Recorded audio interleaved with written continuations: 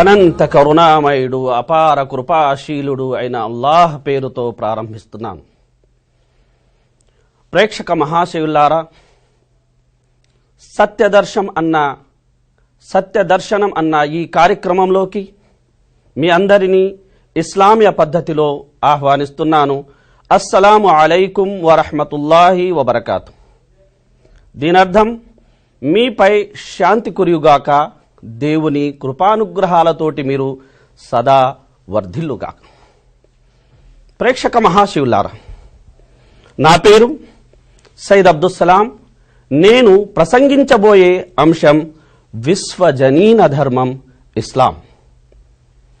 ఇస్లాం గురించి తెలుసుకోవాల్సిన, ఇస్లాంను అన్వేషించాల్సిన అవసరం ఉందా అంటే సత్యాన్ని తెలుసుకోవాలా, సత్యాన్ని అన్వేషించాలా వంటి ఒక ప్రశ్నే ఇది. మరి సత్యమే సదా సాఫల్య ద్వారం, సత్యమే సమున్నతికి సోపానం ఇహంలోనూ పరంలోనూ.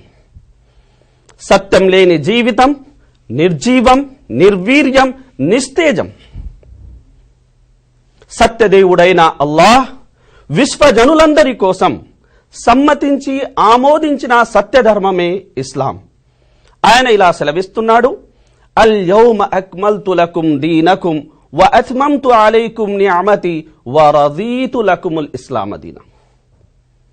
ఈరోజు నేను మీ ధర్మాన్ని మీకోసం పూర్తి చేశాను, మీపై నా అనుగ్రహాన్ని పరిపూర్తి చేశాను, మీ జీవన సంవిధానంగా ఇస్లాంను సమ్మతించి ఆమోదించాను. ప్రేక్షక మహాశయులారా, ఇస్లాం అదో జీవన ధర్మం. మనిషిని మహామనీషిగా, మహాత్మునిగా మలిచే జీవన సంవిధానం. మనిషి వ్యక్తిగత, సామాజిక, ఆర్థిక, ఆధ్యాత్మిక, నైతిక రంగాలన్నిటిలోనూ అడుగడుగున మార్గదర్శకత్వం వహించి పరిపూర్ణమైన మానవుడిగా అతన్ని తీర్చిదిద్దుతుంది ఇస్లాం. ఇస్లాం అదో గుణవాచకం. అది ఏ వ్యక్తి పేరుతో గాని, ఏ జాతి పేరుతో గాని, ఏ ప్రాంతం పేరుతో గాని, ఏ దేశం పేరుతో గాని లేదు. విశ్వప్రభు అయిన అల్లాహ్ విశ్వజనులందరి కోసం సమ్మతించి ఆమోదించిన ధర్మమే ఇస్లాం.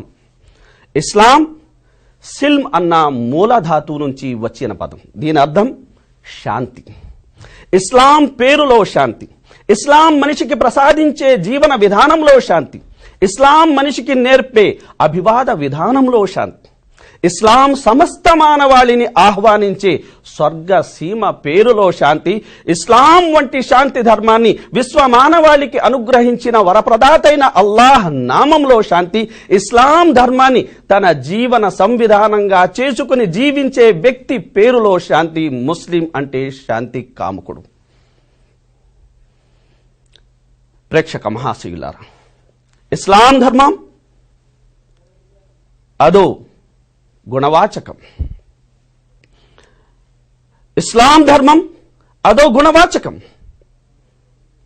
మానవ నిజం కాంక్షించే, మానవ సమాజం వాంఛించే దయ, కరుణ, జాలి, ఆప్యాయత, అనురాగం, త్యాగం వంటి సహజ గుణాలను, సుగుణాలను మానవ సమాజంలో అది సృజిస్తుంది. మానవ సమాజ అభ్యుదయానికి గొడ్డలి పెట్టు అయిన కాఠిన్యం, కరుకుదనం, అహంకారం, అహంభావం ఇటువంటి యొక్క దుర్లక్షణాలను అది ఖండిస్తుంది. సమూలంగా నిర్మూలించే యొక్క కార్యప్రణాళికను సమస్త మానవాళికి అది అందిస్తుంది. అది ఇచ్చే సందేశం అర్రాహిమూన్ యర్హముహుముర్ రహ్మాన్ ఇర్హము మన్ ఫిల్ అర్ది యర్హముకుం మన్ ఫిస్ సమా. దయచూపే వారిపైని దయాసాగరుడు దయచూపుతాడు, మీరు నేలనున్న వారిపై దయచూపండి, నింగినున్నవాడు మిమ్మల్ని కనికరిస్తాడు. ప్రేక్షక మహాశివులారా, ఇస్లాం ధర్మం విశ్వజనీన ధర్మం. ఇది విశ్వకర్త అయిన అల్లాహ్ సుబ్హానహు తఆలా సమస్త మానవుల కోసం సమ్మతించి ఆమోదించిన ధర్మం. ఈ ధర్మం గురించి మనం తెలుసుకోవడం అంటే మన జీవన విధానాన్ని మనం సరిచేసుకోవడమే మనల్ని మనం చక్కదిద్దుకోవడం. ఇస్లాం గురించి మనం ఎంత ఎక్కువగానైతే తెలుసుకుంటామో, ఇస్లాం పట్ల ఎంతగానైతే మనం అవగాహన కలిగి ఉంటామో, అంతగానే మనం మన జీవితం పట్ల, మన యొక్క ఇహపరాల సాఫల్యం పట్ల అవగాహన కలిగి ఉంటాము. అంతే వెలుగులో మనం జీవించగలం. ఇక ఇస్లాం ధర్మానికి సంబంధించిన మరికొన్ని విషయాల్ని తెలుసుకుందాం. అయితే వచ్చిన విరామం తర్వాత.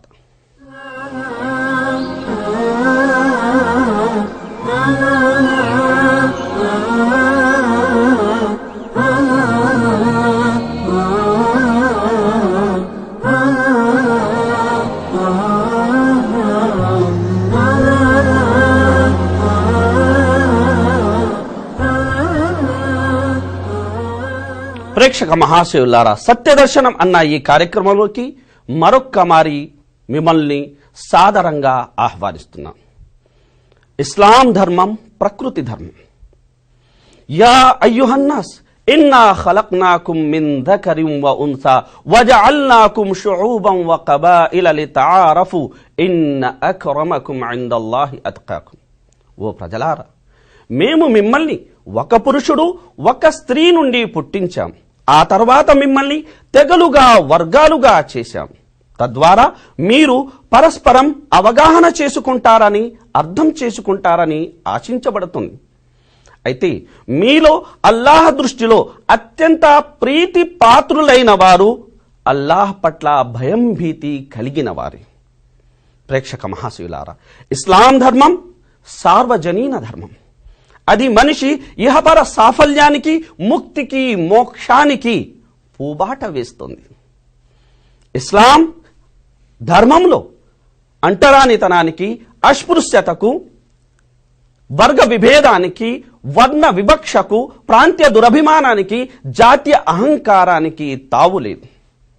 ఇస్లాం మనిషిని మంచితనం, మానవత్వం, సాత్వికతల ఆధారంగా గౌరవిస్తుంది. ఇస్లాం సమస్త మానవాళికి ఇచ్చే సందేశం కుల్లుకుం మిన్ ఆదం వ ఆదము మిన్ తురాబ్. మీరందరూ ఆదం సంతతియే. ఆదమును అల్లాహ్ మట్టితో సృజించాడు. అంటే మానవులందరూ ఒకే కుటుంబానికి చెందిన సభ్యులు, పరస్పరం అన్నదమ్ముళ్ళు, పరస్పరం అక్కా చెల్లెలు. నల్లవారికి తెల్లవారిపై గాని, తెల్లవారికి నల్లవారిపై గాని, అరబ్బులకు అరబ్బేతరులపై గాని, అరబ్బేతరులకు అరబ్బులపై గాని ఎటువంటి ఆధిక్యత లేదు, దైవ భీతితో తప్ప, తక్వాతో తప్ప. ప్రేక్షక మహాశివులారా, ఇస్లాం దృష్టిలో మనిషి సూర్యుడు, చంద్రుడు, నక్షత్రాలు, పాము, పుట్ట కన్నా ఉత్కృష్ట జీవి. సముద్రాలు, నదీనదాలు, పర్వతాల కన్నా గౌరవనీయుడు. ఈ కారణంగానే ఇస్లాం సృష్టిలోనే సృష్టి శ్రేష్ఠుడైన మనిషి యొక్క శిరస్సు కేవలం అతన్ని ఇంత అందమైన ఆకృతిలో సృజించిన ఆ నిజ సృజనశీలుని ముందర మాత్రమే వంగాలి, ఇంకే ఇతర యొక్క సృష్టి రాసు ముందర వంగకూడదు అని ఆశిస్తుంది.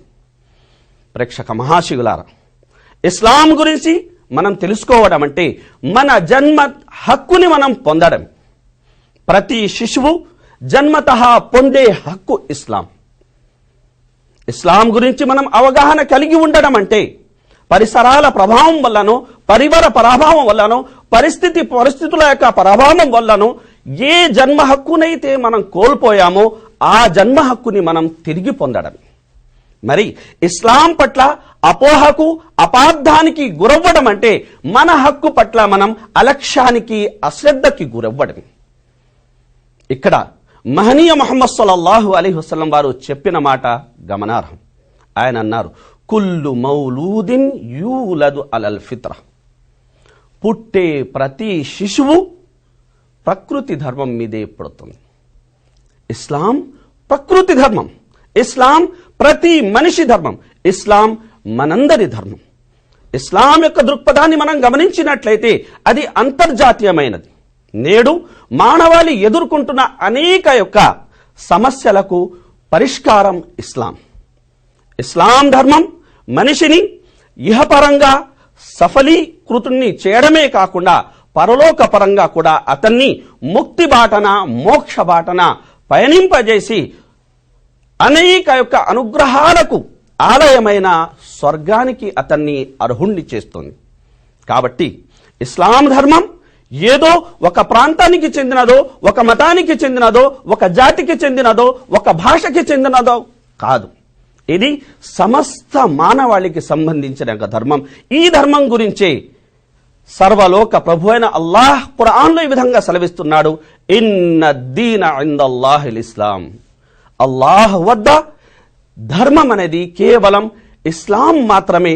వమన్ యబ్తగీ గైరల్ ఇస్లామి దీన ఫలన్ యుక్బల మిన్హు.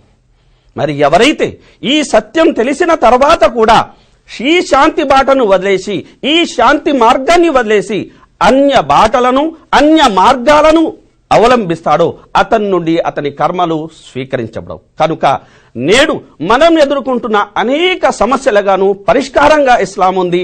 ఆశాజ్యోతిగా మహోజ్వల మార్గంగా ఇస్లాం ఉంది. కనుక ఏ విషయాలైతే ప్రస్తావనలోకి వచ్చాయో ఆ విషయాల్ని అర్థం చేసుకుంటారని, ఆకలింపు చేసుకుంటారని, మరింత లోతు పరిశీలన జరిపి ఇస్లాం గురించి మరింత తెలుసుకుంటారని ఆశాభావం వ్యక్తం చేస్తూ మీ అందరినీ నేను మరొకమారు సాదరంగా సెలవు అనేది మీ అందరితో సెలవు తీసుకుంటున్నాను.